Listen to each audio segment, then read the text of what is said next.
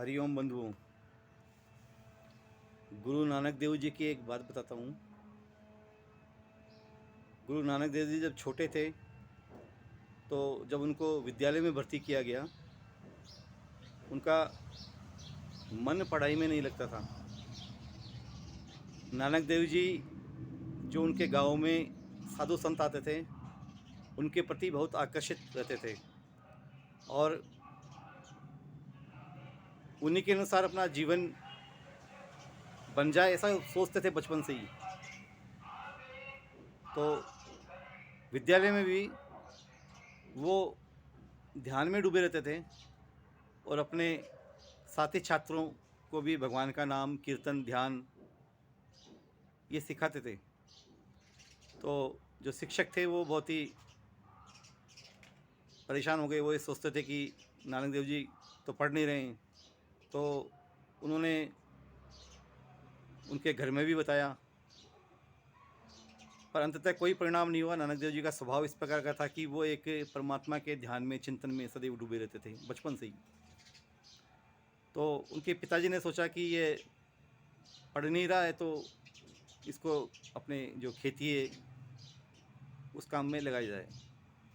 नानक देव जी को जब भी खेत में भेजा जाता था, कुछ सामान लेने के लिए भेजा जाता था, तो जो रुपये होते थे उनको जो दिए जाते थे, वो रुपयों से साधुओं की सेवा कर देते थे। रास्ते में जो भी निर्धन, जो भी ऐसा व्यक्ति मिलता था जिसको कोई आवश्यकता होती थी, दुखी होता था, उसकी सेवा कर देते थे।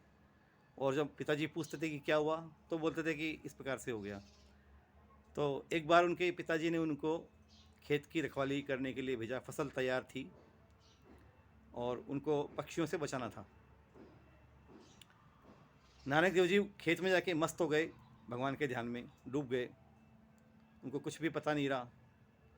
और जब चिड़ियाएँ झुंड के झुंड आके फसल खा रही थी, नानक देव जी बड़े प्रसन्न हुए और गाने लगे, राम जी की चिड़िया, राम जी का खेत, खाओ चिड़िया भर भर पेट। और आनंद से मग्न हो गए। जब उनके पिताजी को जब ये पता लगा तो वो बड़े निराश हुए, बहुत डांटा उनको। और उनको लगा कि ये तो पूरी फसल अब ख़राब हो गई है, बहुत नुकसान हो गया है, और निराश हो गई फसल के बारे में कि अब फसल तो होगी नहीं, पूरी फसल तो पक्षी खा गए हैं। पर आश्चर्य की बात है कि जब वो उस खेत के अंदर इतनी फसल हुई, इतनी फसल हुई कि बाकी खेतों, बाकी जो अन्य लोगों के खेत थे उसकी तुलना में बहुत अच्छी फसल हुई। तो नानक देव जी सदैव हर जीव जंतु में ब्रह्म को देखते थे। और जहाँ तक बात है पढ़ाई की, तो ज्ञान तो उनके अंदर से प्रकट हुआ। माँ सरस्वती की उन पर कृपा थी। तो औपचारिक शिक्षा की कोई उनको आवश्यकता थी भी नहीं। ज्ञान तो स्वयं छल छलाता था उनके अंदर से। तो बंधुओं, हर प्राणी के अंदर ब्रह्म को देखना ये नानक देव जी का स्वभाव था। एक बार मेरे एक मित्र उत्तम जी माहेश्वरी, जो गाय की रक्षा के लिए बहुत ही प्रयत्न करते हैं, देश के सुप्रसिद्ध गोचिंतक, गो वैज्ञानिक कहलाते हैं। महाराष्ट्र के अंदर एक छोटा सा गांव है। उस गांव की और कोई प्रसिद्धि नहीं है सिवाय इस चीज़ के कि एक भास्कर सावे नाम के किसान उस गांव में रहते हैं और वो बहुत ही अद्भुत कृषक हैं। उनके खेत को देखने के लिए प्रतिदिन 8 से 10 लोग, नए लोग देश के विभिन्न हिस्सों से उस गांव में आते हैं। यहाँ तक कि विदेशों से भी लोग आते हैं।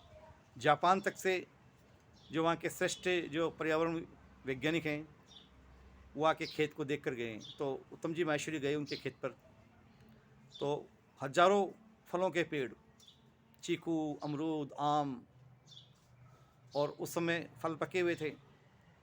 तो उन्होंने देखा कि हजारों की संख्या में तोते पेड़ों पर फल खा रहे हैं, चहचहा रहे हैं, हजारों की संख्या में, झुंड के झुंड। तो उन्होंने भास्कर साहू जी को पूछ लिया कि आप इनको भगाते क्यों नहीं हैं, ये तो पूरी फसल खा जाएंगे। भास्कर सावे जी ने जो उत्तर दिया वो बहुत ही महत्वपूर्ण है। उन्होंने उसका वैज्ञानिक कारण बताया और कहा कि जब पक्षी वृक्ष पर बैठता है, फल खाता है, तो वो बहुत प्रसन्न होता है, तृप्ति का अनुभव करता है, चहचहाता है खुशी से, गीत गाता है, अपने साथियों को बुलाता है, कलरव करता है, खेलता है।